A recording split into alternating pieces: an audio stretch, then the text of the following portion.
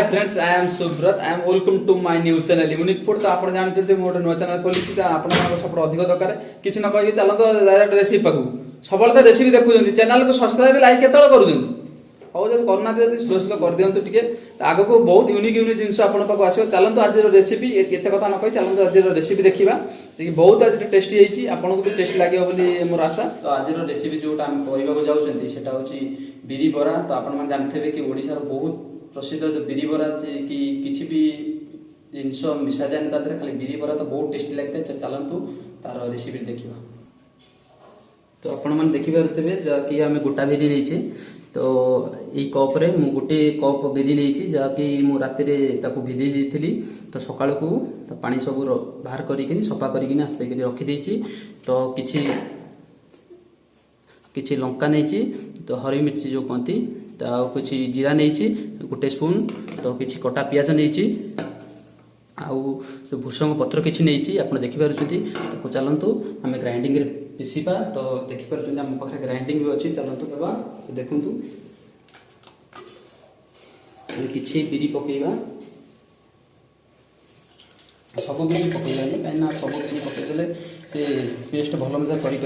तो अल्प अल्प करवा अल्प मात्रा पानी दवा। तो आप देखिपे कि अधिक पानी दबानी तो अल्प अल्प पानी दबा देखा कौ मात्रा करें।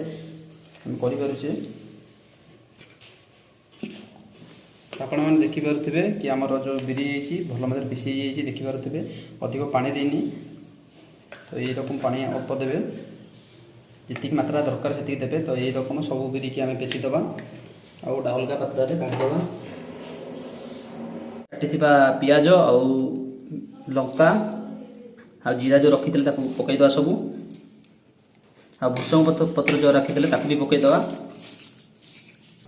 तो किसी खुंटु खुंटु स्टाइल भी पकई पारती।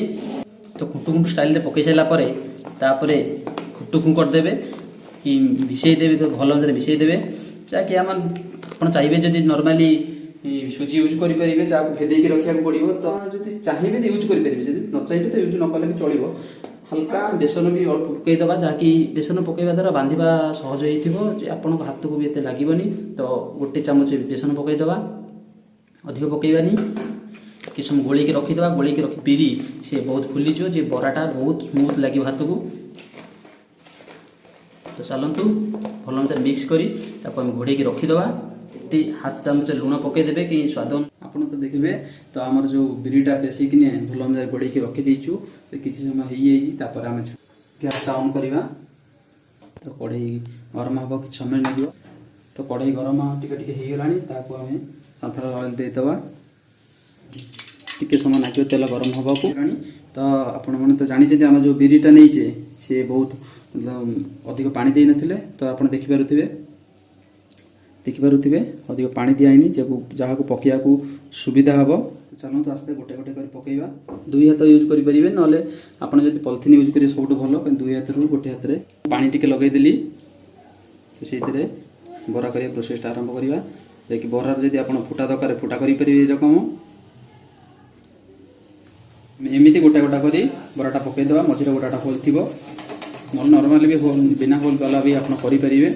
तो देखिपे गोटे गोटे कर नौटेदेवा।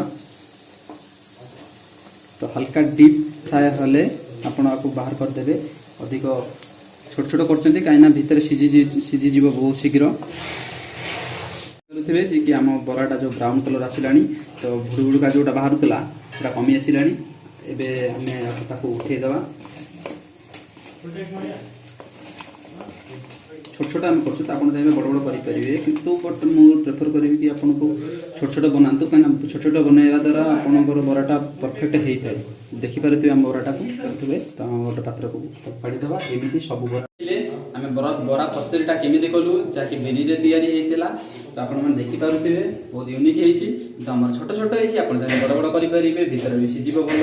तो आपण आम जो रेसिपी केमी लगे आपण मैंने जहाँ भी कमेंट करेंगे लाइक शेयर भी करेंगे एबे करेंगे तो केतबेले करेंगे जल्दी जल्दी करूँ। आपड़ तो देखुवे ना वीडियो लाइक शेयर करूँ बोली तो जल्दी जल्दी कर दिंतु शेयरटा जल्दी करूँ जी आउ कि यूनिक जिन मिल पार आपको।